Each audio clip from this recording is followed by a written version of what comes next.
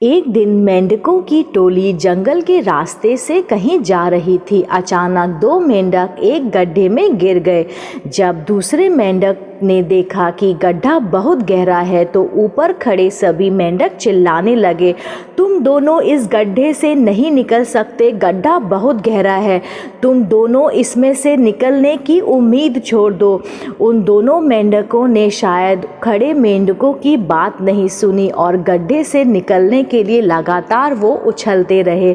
बाहर खड़े मेंढक लगातार कहते रहे, तुम दोनों बेकार में मेहनत कर रहे हो, तुम्हें हार मान लेनी चाहिए, तुम दोनों की हार पक्की है, तुम नहीं निकल सकते। गड्ढे में गिरे दोनों मेंढकों में से एक ने भी किसी की बात नहीं सुनी और लेकिन अचानक उसमें से एक मेंढक ने ऊपर खड़े लोगों की बात सुन ली और उछलना छोड़कर वो निराश होकर एक कोने में बैठ गया। दूसरे मेंढक ने प्रयास जारी रखा, वो उछलता रहा। जितना वो उछलता था, बाहर खड़े सभी मेंढक लगातार कह रहे थे कि तुम्हें हार मान लेनी चाहिए, पर वो मेंढक शायद उनकी बात नहीं सुन पा रहा था और उछलता रहा और काफ़ी कोशिशों के बाद वो बाहर आ गया। दूसरे मेंढकों ने कहा, क्या तुमने हमारी बात नहीं सुनी?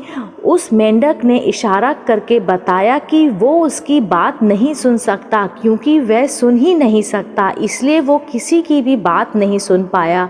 वो तो यह सोच रहा था कि सभी उसका उत्साह बढ़ा रहे हैं। तो जी हाँ दोस्तों, इस कहानी का मकसद है, इस कहानी से हमें सीख मिलती है, जब भी हम बोलते हैं या उनका प्रभाव लोगों पर पड़ता है, इसलिए हमेशा सकारात्मक बोलना चाहिए। लोग चाहे जो भी हों, आप अपने आप पर पूरा विश्वास रखें और सकारात्मक सोचें। कड़ी मेहनत, अपने ऊपर विश्वास और सकारात्मक सोच से ही हमें सफलता मिलती है।